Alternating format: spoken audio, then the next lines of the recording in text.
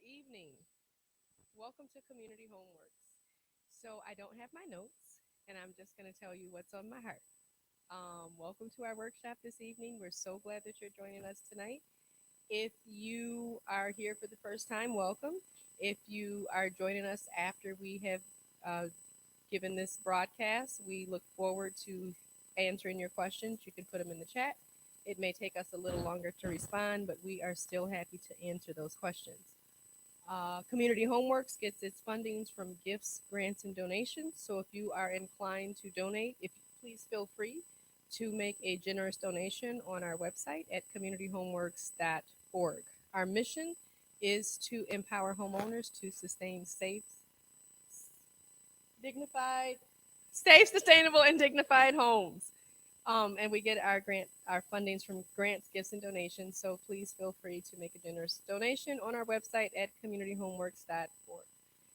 Okay, so our workshop this evening is lawn care. Our instructor is none other than the magnificent Mr. Lee Taylor. Mr. Taylor, we are so happy that you are here tonight. We look forward to learning more about how to take care of our lawns. And here we go.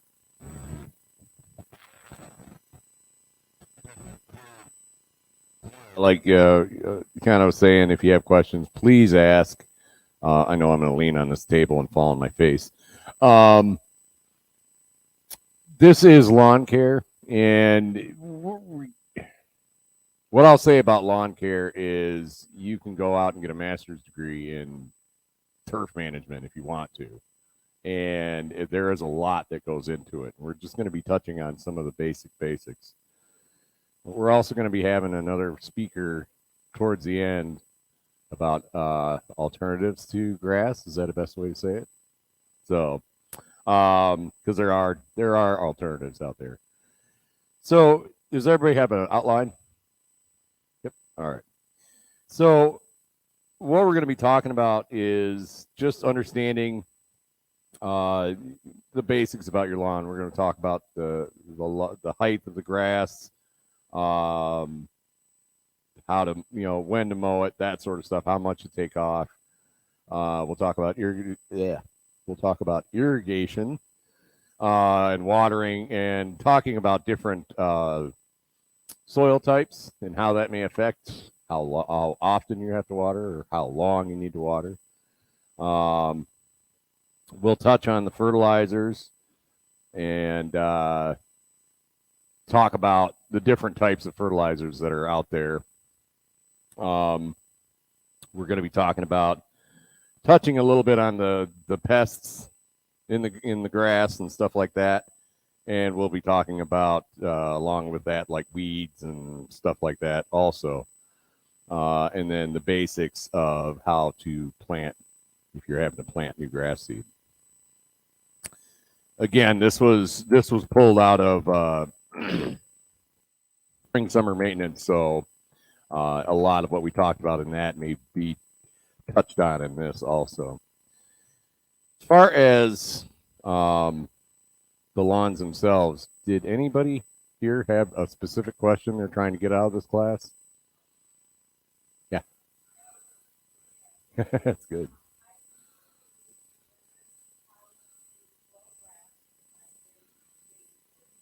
Okay, so growing grass in a real shaded area.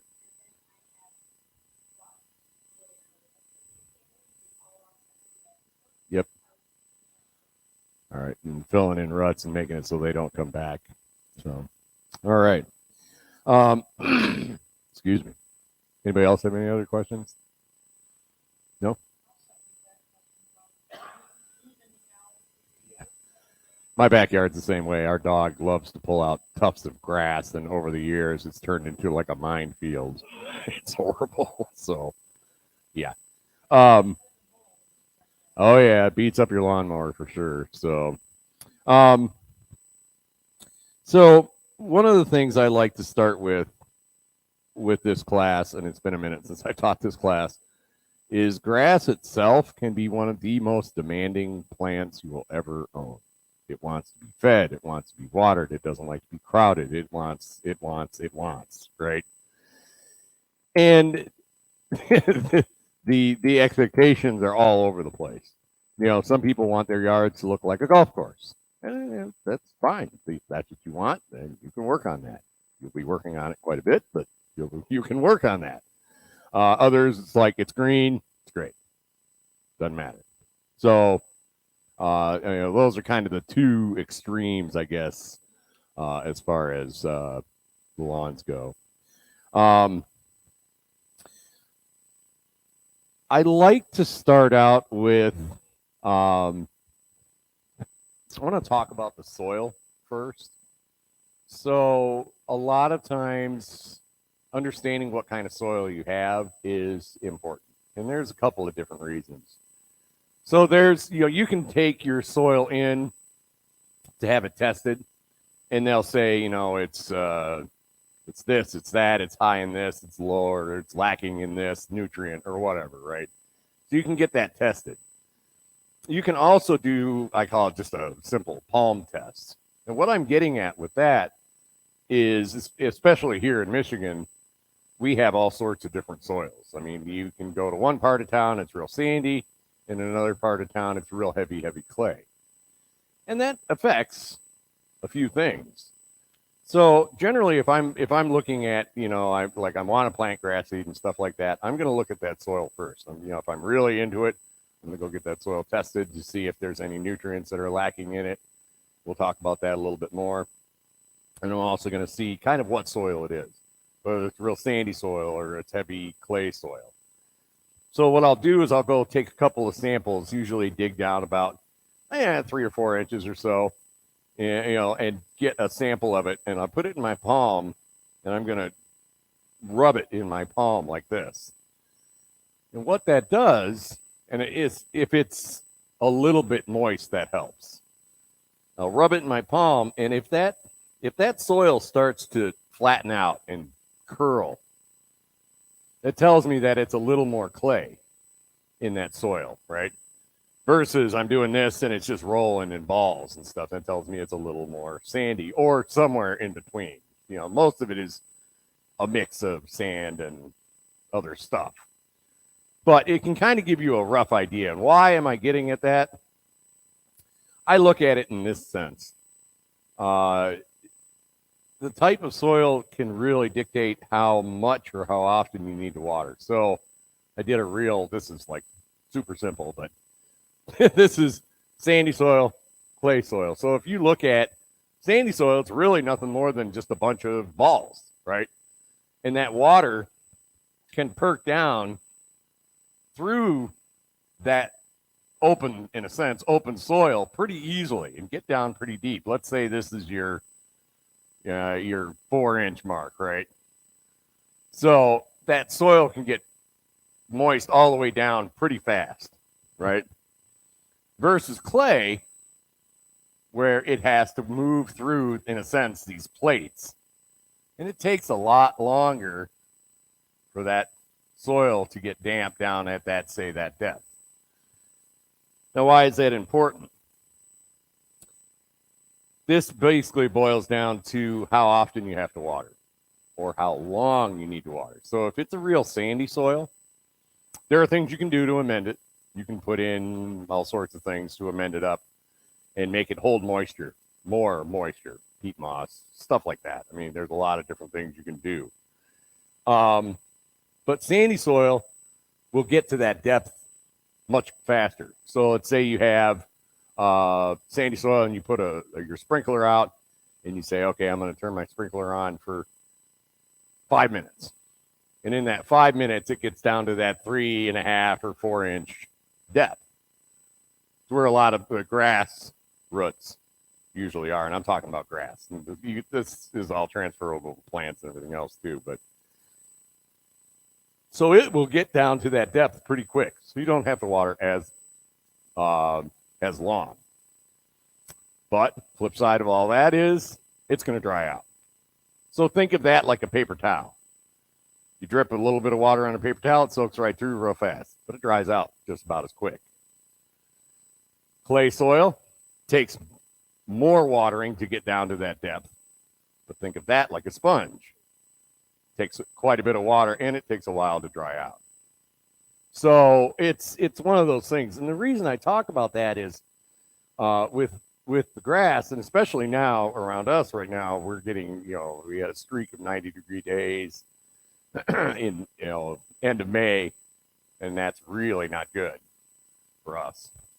And a lot of the grass is turning brown and going dormant, and, you know, and sometimes that boils down to how deep the root system is.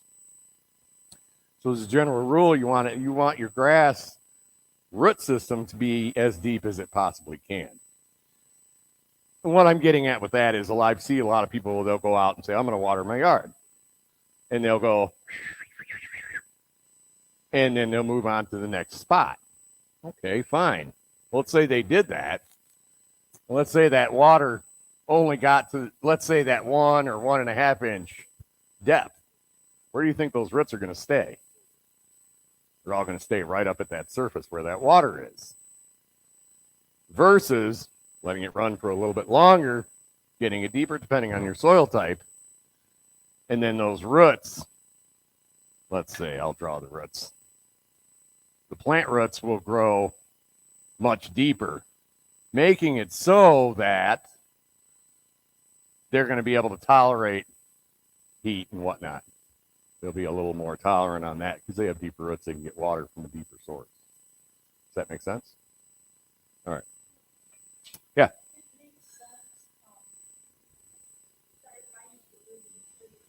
Yep. Yeah.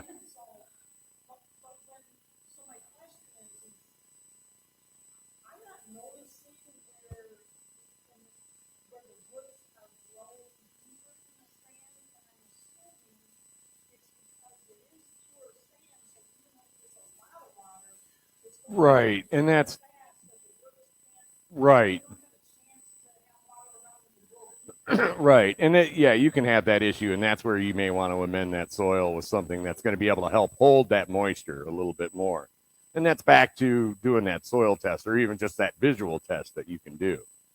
So, yeah, and that's, another a way people can do it is you get a spade shovel, and let's say you've watered for 10 minutes. You want to time it out, right? So you water with your normal, whatever you're going to use for watering your yard. You water for a set amount of time, shut it off, and then get your spade shovel and stick it into the dirt.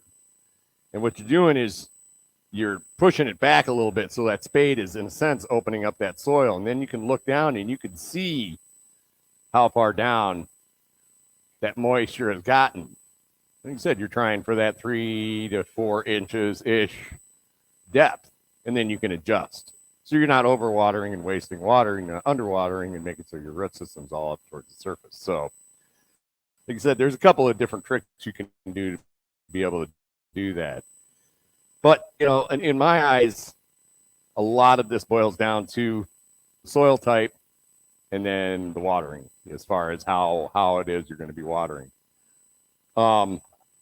The other part to a lot of this, and again, I'm talking grass, is mowing it. When you mow it, we talk about this in lawnmower class and spring summer maintenance, keeping your lawn below, that blade sharp, so it's going to cut that grass clean and it's not going to fray out and cause other problems. But you want to cut it at a height of about 2 to 3 inches at least. And sometimes that's a little bit of a jump for some people. Some people like their grass real short, but the issue is, if your grass is really short,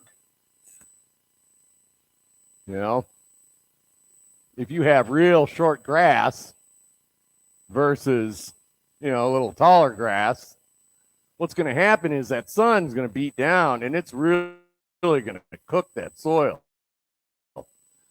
And it's really going to make it tough for that grass to be able to grow properly, versus this where it's actually shading that soil. Because grass is one of those cooler climate for the most part. I mean, there is southern grasses, but we're talking about northern grasses. It's a cooler climate sort of grass, sort of plant. I'm sorry. it does well when it's cool outside. So that's why when you go to plant grass, you want to plant it in early spring. So if I'm planting grass seed, what I'm going to do is usually, and this is the ideal thing, if that soil is workable, meaning that, it's not frozen anymore type thing, if it's workable down to a 2-inch depth or so is what you're supposed to rough it up to be able to put new grass seed down, you can put that grass seed down. Most of the grass seeds usually like that soil to get up to about 50 degrees, somewhere in that range, before it starts to germinate. But it will sit there dormant and wait until that soil temperature gets up. And that way you're getting more. Generally, you're getting more of the advantage of the spring rains and the cooler temperatures to be able to grow that grass seed. Here in Michigan, usually we hit around, in a somewhat normal year, it's usually like mid-June, and I'll stop. I won't even try to put grass seed down. It's possible, yes, but it's usually so hot that grass seed just gets fried, and all that time and effort and money go out the window. So early spring or mid to late fall, like around us, it's around September, mid-September or so. You can put grass seed down, and usually in that time, it's enough for it to grow up to a certain point where it's going to be able to winter over. I've done it where I've put grass seed down, and the ground's not frozen yet. I'll put a grass seed down in late fall, and it will sit there dormant until spring. So it's one of those sort of things. So generally in the middle of the summer, not a good idea to try to do that. So does that part make sense for most? All right. The as far as the cutting, when we talked about that blade being sharp on your mower and stuff. I'm gonna do red grass tonight. So a blade of grass, let's say that's cut with a clean or a nice sharp lawnmower blade, nice clean cut, versus a dull blade, where what it does is it tears it, kind of rips the thing. Sort of looks like split ends. Thanks, my wife, as far as pointing those little details out to me. And what happens is this starts to die back, and you get that yellow haze. You ever seen that grass where you look at it and it's got that yellow haze over the top of it? It's usually an indication that your blade is not sharp on your mower, or you've cut it where it's too tall. So they have what's called a 1/3 rule. And that kind of goes back to that whole thing of how tall you want your grass to be. It's not a good idea to cut your grass when it's about that tall, because I don't care what kind of blade you have, it's going to tear it. And it's just not healthy for it. So, it depends on the type of mower, if you have mulcher or side discharge, that sort of thing. But generally, you want to take a little less off, and it's going to be able to cut up, if you're using a mulching mower, it's going to be able to cut up that grass, spit it back down in, create more nutrients for that grass to be able to use. And it's not going to bog out that mower. It's going to be less stressful on the grass itself, on that plant. So sometimes that means you're mowing a little more often, back to that demanding grass, but it's in the end healthier. As far as watering goes, we talked about the depth and stuff like that in soil type. Generally, grass does better if it has somewhat of a schedule. Now, I mean, yeah, you have rains and stuff that kind of throw a monkey wrench into stuff, but the general rule, if you give it a little bit of a schedule, it's going to do a little bit better as far as, I water it once a week or once every 2 weeks or whatever it is, right? And I water it for this long because I've tested my soil and know how deep I want it to go. So it does a little bit better with that. First question that was asked was, tell me again. The grass in the shade, deep, deep shade. So that one can be hard. There are grasses out there that are designed for deep shade, but it can be rough to find those grasses that actually can do well. talk with your garden centers on that one. And I mean, not the, I don't talk to your box stores necessarily. Talk to your garden centers and say, this is what I have. And they're probably going to say, bring in a soil sample so we can test it to make sure that there's, whatever's going on with it. Deal with that first. And then they can usually guide you towards a grass seed that will work. And there are other plants that somebody's going to talk about later on that probably will do very well in deep shade, I'd imagine. So sometimes you have to, compromise a bit. So, do you have a question? Yep. That's we touched on that in lawnmower maintenance class. Yep.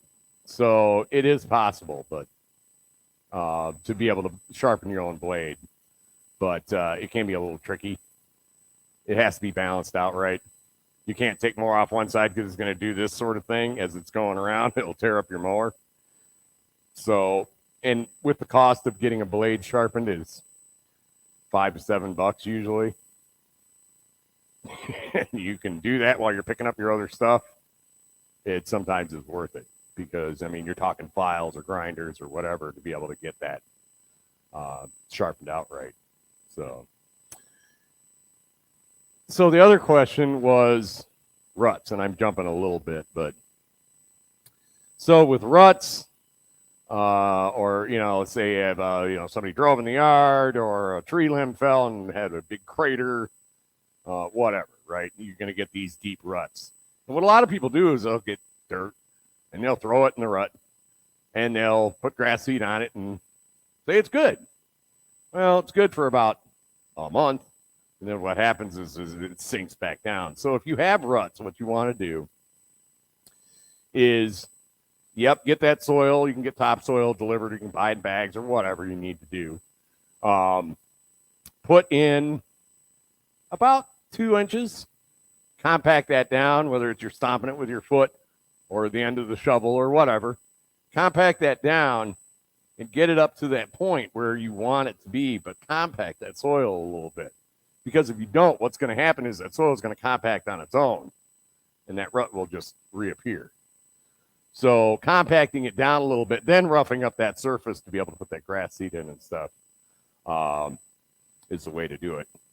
I've seen people where they get like a rototiller or something like that, and they go out and they till their yard up because they want to deal with the ruts. That's possible, but issue with the rototiller, if it's a certain type, it's going to do these sort of things, and you'll end up with a washboard in your yard that's actually worse. So, yeah, you want to make sure that soil's compacted so it's not going to just return in a short amount of time. Was that the 2 questions that we had? Good? You good? Okay.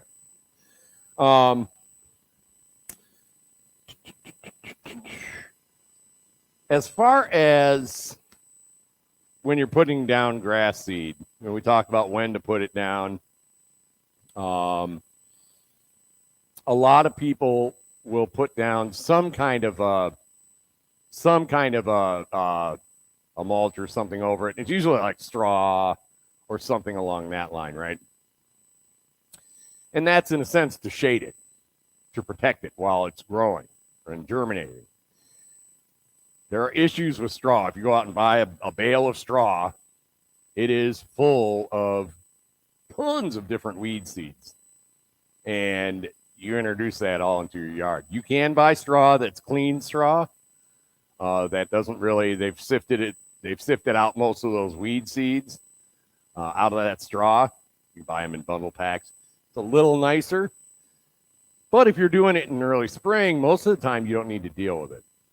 Most of the time, if you prep that soil, so prepping that soil is, dealing with any ruts, doing that sort of stuff, amending that soil, however it needs to be amended. Then you want to usually rake it out. So you want to get the sticks and the twigs and all that sort of stuff off of that. Get that cleaned up. Rough that soil up a couple of inches. How? You can rough it up a bunch of different ways. I like the little 3-prong things. If I'm in a small area or something, if you got a big area, you can actually rent equipment that will do that. There's, I've done some big yards where we rented I call them dingoes, but they're walk behind bobcats, and it has a bar. It's called a Harley rake, and it's got big old nubs on it, and we'll sit there and go and smooth it out, and then you can go through and smooth it out and whatnot. There's multiple ways to do it. If it's hard pack, water that first. How many people I've seen out there where it's been dry for a long time, and they're out there going trying to rough their soil up. Run a sprinkler on it for a minute and let that do the bulk of the work. But rough that soil up, get it smoothed out. Then you want to put in your grass seed, and that right there can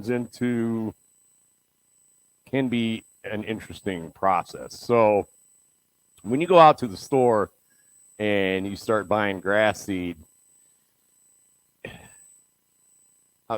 I'll say this: the first thing you want to try to avoid is you'll see the giant 50-pound bags, right? And you'll see a 50-pound bag, and you'll see a bag sitting next to it that is 30 pounds, right? Or 20 pounds. And the 50-pound bag, if you do the math, you go, this is a much better deal. Not all the time.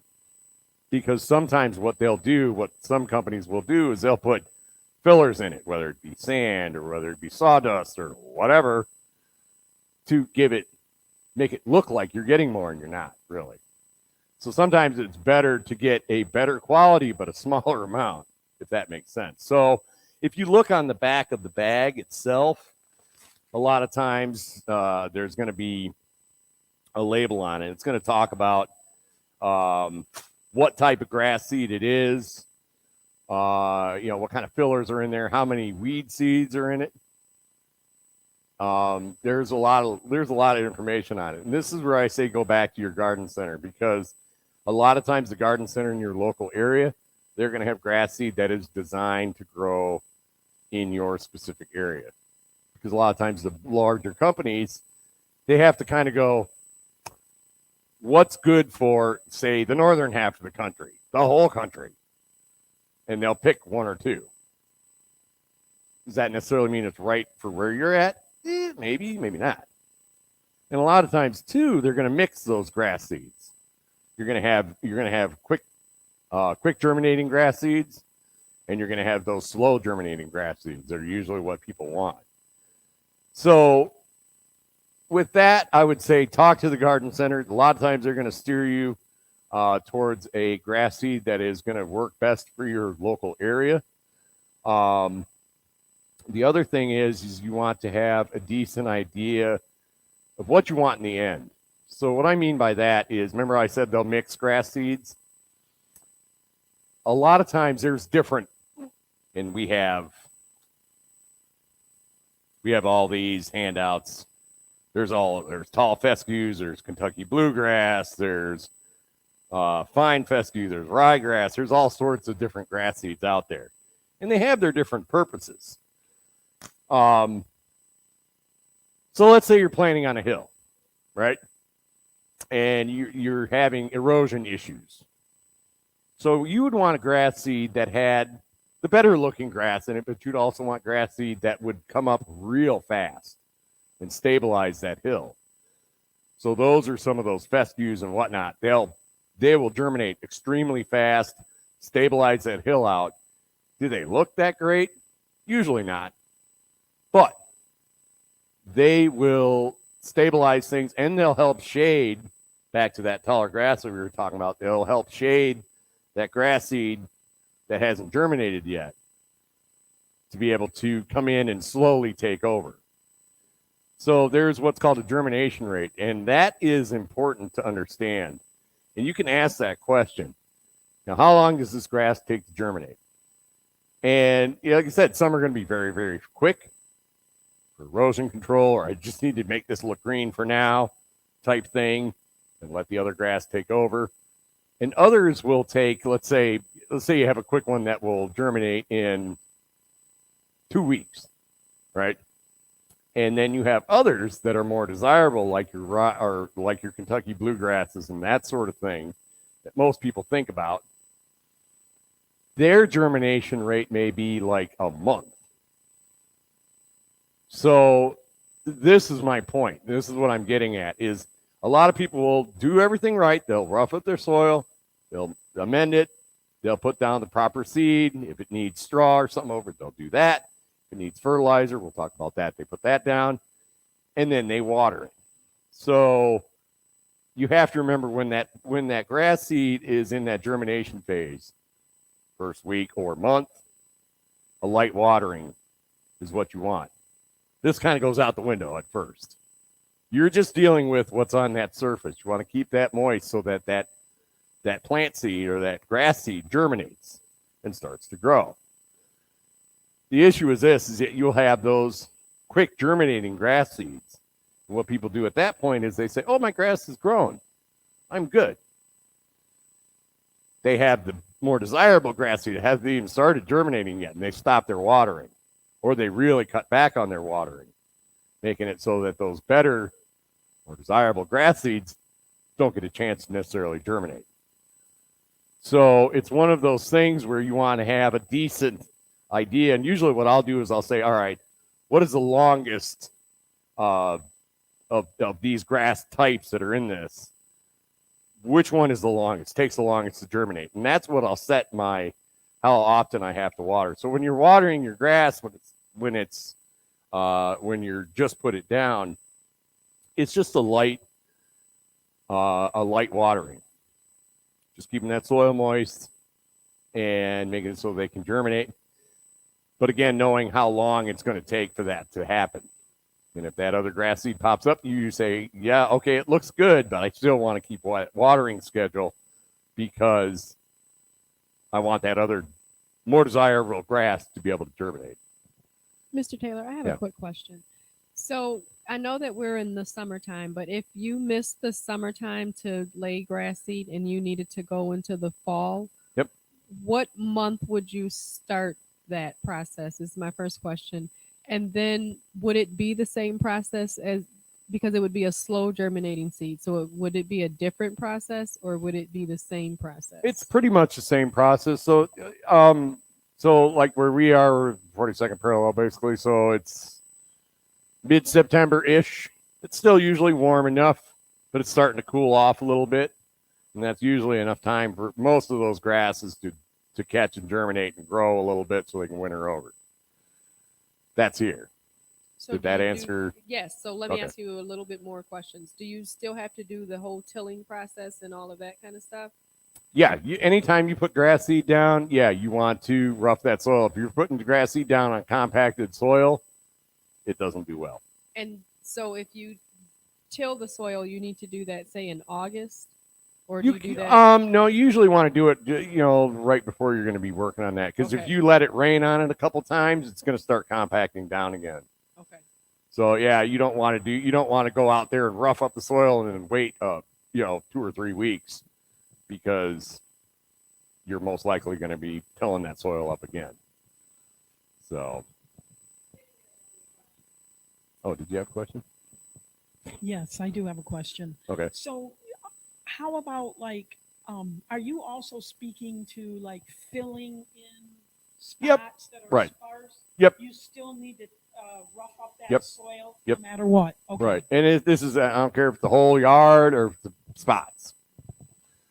They do sell the stuff out there where it has like the mulch in it and all that sort of stuff. It's like, me personally, I've never had a lot of luck with that. But again, some people do. So, there's a lot of varieties out there.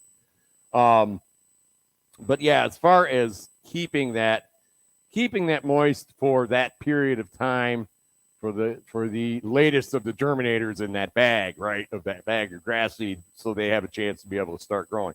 Are you going to be able to see it right away? Not necessarily, outside of the ones that pop up right away. That process of the more desirable ones kind of taking over is a slow process. So what I do is let's say, I put my grass seed down, I mark it on the calendar, and I say, yep, I want to keep that light watering schedule up for, say, a month or whatever it is, right? Then what you want to do is you want to start dialing that back a little bit, and that's where you start getting into you've had your grass seeds germinate. Their root system is relatively shallow because they're babies still, right? So now what you want to do is you want to change that watering to what your soil type is.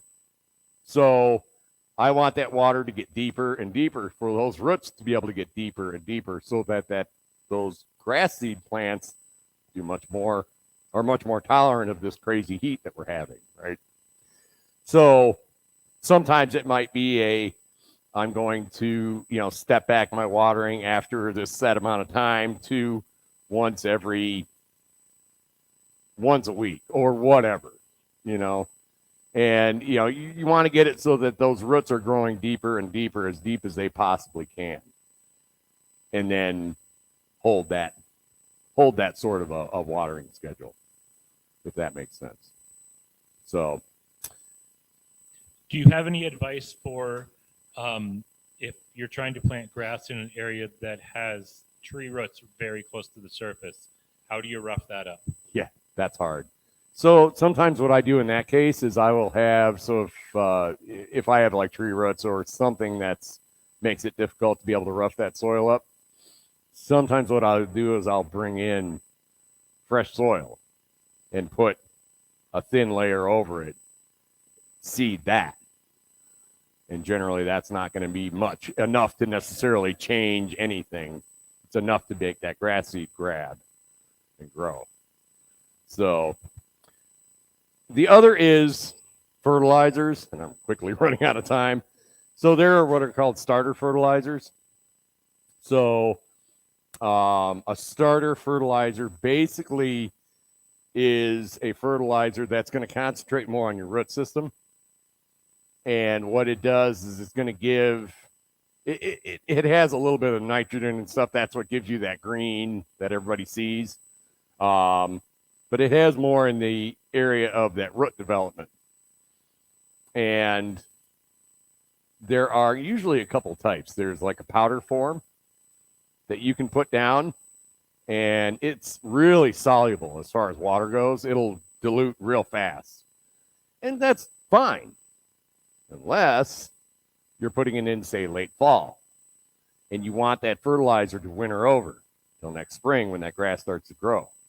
So at that point, you may want to get a granular sort of a starter fertilizer. And again, you can talk to your garden centers and say, I'm putting grass seed down at this time. I want it to be able to, a fertilizer is going to be able to winter over, and they'll, okay, you want this one or this one. So that starter fertilizer is a nice kind of kickstart for that stuff to be able to grow. On that note, fertilizers, that's a whole other area.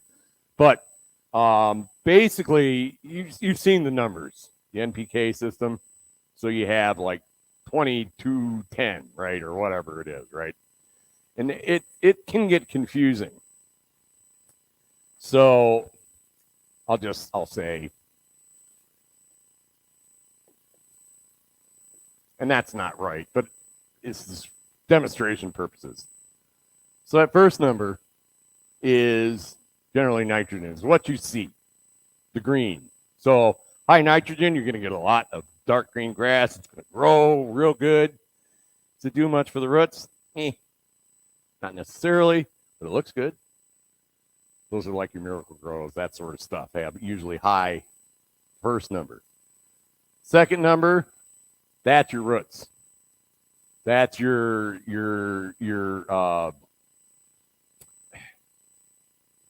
this is a way to think about it, right? So this is your up, what you see. This is your down. As far as your roots go, this number is your all around. General health. So that's kind of a nice way to think about it. This is what you see. This is what you don't see as far as your root systems. And this is just your general all around health. And they can vary all over the place. And it also depends if you're getting into natural fertilizers or chemical fertilizers. Me personally, I like to stay with the natural fertilizers if I can. And I think there's a packet in here that talks about those also, as far as, yeah, there's one in here. It talks about natural fertilizers versus chemical fertilizers. But there's like blood meal, and that's 1300. There's cottonseed meal, fish emulsions, fish pellets, that sort of stuff, right? So there's a lot of ways to be able to do this naturally. I also like the a little more natural ones because they have a less tendency to burn the plant. They always say try to avoid the triples where it's 10, 10, 10 or something along that line. And don't ask me why. It's just one of those things I know to avoid. You might know. You know? One of these days I'm going to find out. Well, see, there you go.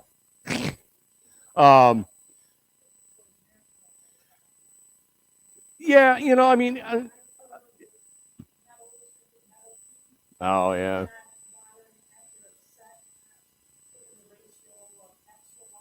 Yeah. Yeah. Yep. Right. And they have ones out there where, you know, I mean, they're designed for different style plants and stuff like that. So there are a lot of ways you can put down different fertilizers, and some are water soluble, so you mix them up in, you know, a container that you hook onto your hose and spray them out. Others are granular form, you put down that sort of stuff. And that's where that soil test can help also. So the soil test, they can go, you know, your soil is good with this and this, but it's low on, say, potash. That's one of those things around this area that generally that soil is kind of lacking. This is a regional thing. So having that soil test, and you can tell them, I want to try to stick with it as natural as possible or whatever. And they'll be able to help guide you that way.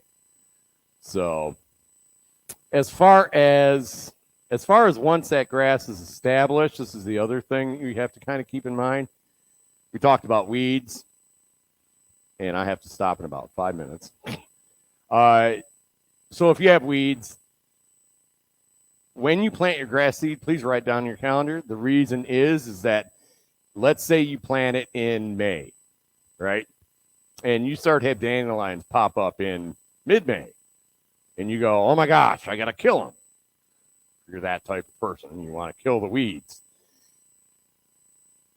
A lot of times, if you read the grass seed or the fertilizer, it's going to say, don't put this down if you put new grass seed down in, say, the last 6 weeks or something along that line, because it's going to wipe out everything. So you have to kind of keep that in mind also. And sometimes, if, you know, I tell people, let your lawn go, let it do what it's going to do and get established for, say, a growing season or half a growing season before you start going after it with the weed control and stuff like that. And again, you can talk to your garden center on that. But the thing with the weeds is let's say you get to that point where you say, okay, I want to go after the weeds in my yard. You want to go through and get a sample of the weeds that you have in your yard, whether they're dandelions or they're creeping Charlie or whatever. Get a sample of those. Bring them to your garden center and go, plop, this is what I got. The issue, why you want to do that, is a lot of those weed killers are designed to kill a few style weeds. So I've seen people where they spend a decent amount of money on weed killers, and it kills half or maybe 3/4. And they're going, why are all these weeds still here? Well, the stuff you put down is not designed to kill off that particular style weed. So having that understanding of what kind of weeds you have will make it so that you can get the proper weed and feed or whatever it is that you want to use. And again, you got to watch it as far as where you're using. You're not using around a lake or a pond and all sorts of things like that.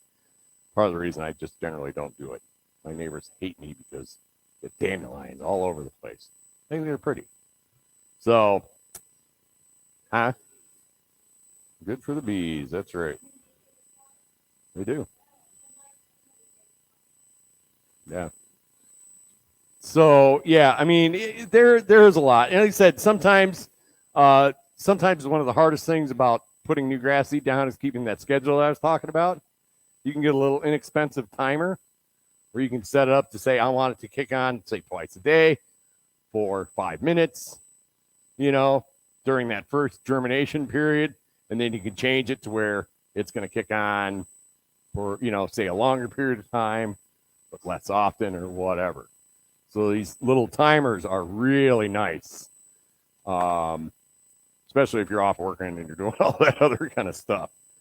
So on that note, there's more I could get into, but we have somebody that wants to talk about alternatives to grass seed, or grasses, I guess. And I'll let her take it away. So I feel like everything that I'm about to say is in complete contradiction to what you shared with us. First I want to say, if you want a perfectly groomed yard, I am not here to shame you. I might question why you want to put so much time and energy and resources into keeping up with your neighbors and having this beautiful, with air quotes, my students would appreciate lawn. So an alternative to all of this is to do something called naturescaping or naturalizing your lawn, planting with native wildflowers or grasses. Can be a really great alternative. So native plants do not require watering after they have been installed and established. You no longer need to water them. You wouldn't fertilize them even with organic fertilizers, because even organic fertilizers can actually be detrimental to the soil, which I like to refer to as the soul. Because those fertilizers, it's still fertilizer, right? So if you're not using all of that fertilizer, if it's not utilized, it's going to run off. It's going to end up in your watershed, wetland. That's an entirely different workshop. But fertilizers, as a rule, should be avoided. And if you're planting with natives, you don't have to worry about any of that. And there are also locally a lot of really great plant groups like the Kalamazoo area Wild Ones, whom I belong to, and do education and outreach with, that will give you native plants. So these plants can be obtained for free, and you can also talk to the elders who have been doing this for decades, and they will help you naturalize your yard. So for some things to consider, just like how Lee started here with the soil. So the first step in determining what kind of plants you need is to do like a site assessment. So some of you have mentioned having shady areas. Somebody mentioned they have like the front yard is completely sunny, but the backyard is super shady. But the first thing that you want to do, you're going to observe your light, but you need to know about your soil. Like that's everything. That's why I call it soil, because you need to know your drainage rate. And like Lee said, you can do some of these rub tests. You can ball it up. I even smell the soil and can tell some of what it's made of. So I brought in some little how to test your soil drainage. To me, this is the very most important thing that you can do in the first step. So you need to know what kind of soil you have. Once you know what kind of soil you have and you know your shade patterns for the seasons, the rest is easy. A lot of these native plants are really adaptable. If you want to keep a lower maintained yard, maybe your homeowners association or your neighborhood doesn't allow you to just go all natural with your yard, there are really great native plants that can help with that. So native plants not only require less maintenance, but they also are amazing for the environment. So native plants have adapted to live in this area with minimal human interference, right? That's why they're so easy. So this is a type of sedge. So sedges are really great lawn replacement. This guy will get maybe like 12 inches at the most. I'm going to leave these plants out. I brought a few of them for you to check out. So sedges, really great lawn replacement plant. And this is if you want the low kind of monocrop look. You like all of the things to look the same. Yes. Do deer eat these? Not usually. So most of these are deer resistant. So I brought you 3 plants from my area. I have huge deer problem, and none of these are browsed. So these are pretty easy to grow. They fill in, and the deer don't seem to bother them. There are a lot of, like, thousands of different types of sedges. Again, this sedge friend prefers a more moist soil. So the first thing you're going to do is see what is your soil drainage. This is wild strawberry. This is one of my favorites. I propagate this plant. It's really easy to propagate, just like regular strawberries are easy to propagate. You just take a little cutting and just move them all over the place. I put these everywhere. Like, I fill in and use these as ground cover all over the place. And then violets. So these guys love to be in the shade. This would be a great plant for you to fill in. So when we were talking about like planting, what do you do when you have roots? You just put violets there. Like, you could bring in soil and you could build it up, but you could also just put violets in. So these are some plant samples. Also over here, I have a little bit of information for you. I'm gonna go off camera, I think. So Lee talked about root systems. So this is a really cool diagram that shows you the different root systems of native plants. And it shows you and confirms just what Lee was telling us. The deeper the roots, the less human intervention we need, right? The roots will seek water. So that's just something that plants have adapted to do without human intervention. So I love this little infographic diagram here. It's amazing. It shows different plants here, and you can have a closer look at that. Also, native gardens can be beautiful. That's not something that's super important to me. Like, the habitat aspect is more important to me than the beauty. But when it accidentally all comes together and looks magical, I do love that too. So native gardens can be absolutely stunning. So I do have some really great native garden design little booklets here, and also some websites that you can check out for garden designs. This is also a really important chart here. So this talks about the insects. Now, some people have an aversion to our winged bee friends, but they're super duper important to our environment. And I really think that we should all learn to live with them and just embrace that we need them to survive. So this chart here is going to show you, like, this plant blooms at this time, and these are the insects that it supports. Some plants support hundreds of different insects. So this is a really important part of native plants. And then the other thing is native plants can be put anywhere. So there's no lawn that couldn't have native plants, right? So if you have a wetland area, you have an area for plants, dry, prairie. Yes, Lee, is it time? No. I have a question as far as I'd love to do that in my backyard, but our dog runs around all the time on it, and kids running around on it. That sedge will do well with that. Sedges. Yeah, there are some turf. There are some high traffic area plants. Okay. Again, you know, you're going to do your soil test and you're going to see. But yeah, you can run all over this stuff. Cool. And it's okay. There's some native spurge that you can run all over. Totally okay. Okay.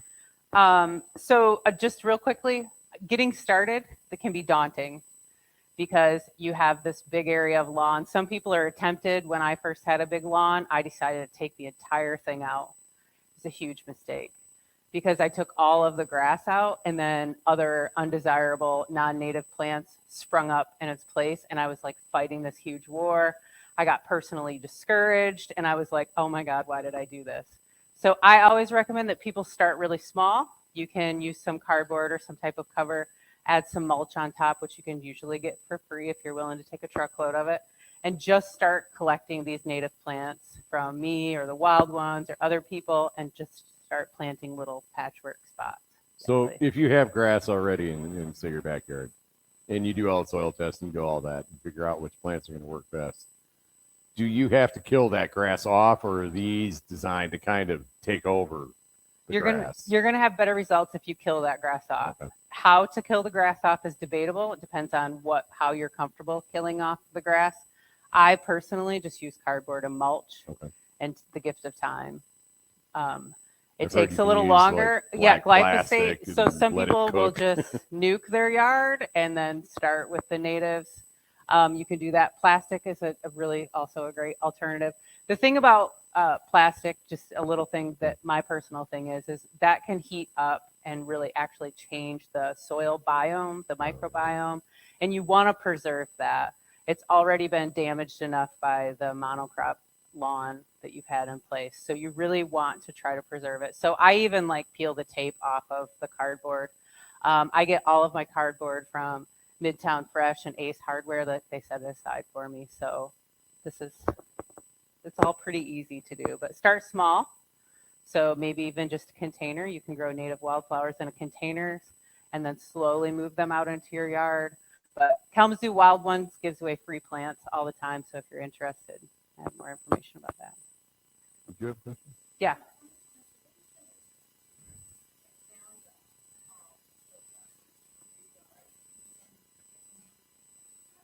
Oh, yeah. Yeah. So my understanding with Roundup and with a lot of herbicides is that it doesn't stick around for long. I know that's debatable, but it'll be just fine. So in fact, a lot of the native plants will actually help remediate some of that damage. So you shouldn't have a problem as long as you're matching the right plant with the right soil. So clover, I've heard people having clover lawns, and yeah. I guess my question on that is, I know there's all different types of clover. Mm-hmm. Do you have to seed it? And is it one of those where you have to seed it like once every couple of years or something along that line because it dies off? Or is it one of those where you can seed it and it pretty much hangs out? So with clover, if you seed it, it'll pretty much hang out. Okay. So right now, our lawn, all of the grass is almost completely dead, and it's almost 100% clover. It's non-native clover, but it is providing food for beneficial insects, and we're not watering it, and it's still green. So people who are into that like that. And there are native clovers that you could do if you want to go there. There are thousands of native clovers. Short? No, not really. Not really short. But can you mow it? They're gonna grow. You can mow it. Yeah, and same thing with the sedges. You can walk on this stuff. You can mow it, and it's just gonna keep coming back. And same thing, I think, with the clover. I would have to look to check for sure, but because I've heard some of that clover, the root systems can be like feet deep. You know, that's why it stays green, because it's finding water. Yeah. Okay. All right. Oh, cool. See, there's always alternatives, right? Yeah. So is there, and I have one other question. Yeah. Let's say you decide to do that, and you're doing it, say, in your front yard. Mm-hmm. And you start getting kickback from either neighbors or the community that you're living in or the city that you're living in. What resources, I guess, do you have where you can say, don't try to come and mow my yard because my whatever is, this tall instead of like this. So you should check. You should check to see what the local ordinances are. Okay. Kalamazoo, for example, really needs to work on their ordinances, and they need to work that out, because depending on which neighborhood you're in and like the vibe your neighbors have depends on what the ordinance is for your area. Okay. But for example, like I'm working with someone who just received a notice, and we are working on putting more native plants in. So then I'm going to just contact the city and be like, we're working on this. Always what I learned, kind of the hard way, I guess, is you have to have signage. Even if it's just a weedy patch that might not even be native plants, you just put a sign in. That's what I do all over the place. I put signs in saying pollinator habitat, or like eco region, or planting for the pollinators. They have all these really cool signs. Whatever fits your yard, you just put in that signage, and then when people come, they're like, "Oh my God, they're trying to save the monarchs. That's beautiful." So you really you have to be willing to take some chances. Oh, okay. And good. Yeah. All right. Thank you. Oh, thank you.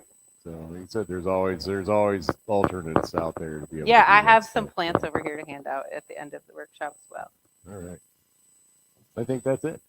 I think that's it. So I just wanted to take the opportunity to thank the magnificent Mr. Lee Taylor and Jessica, our informed informant from Wild Ones. I wanted to also thank the people that were kind enough to come into our office, which is located at 812 Bryant Street, to participate in our workshop. We will see you next Tuesday. I hope that you have a good evening and good night.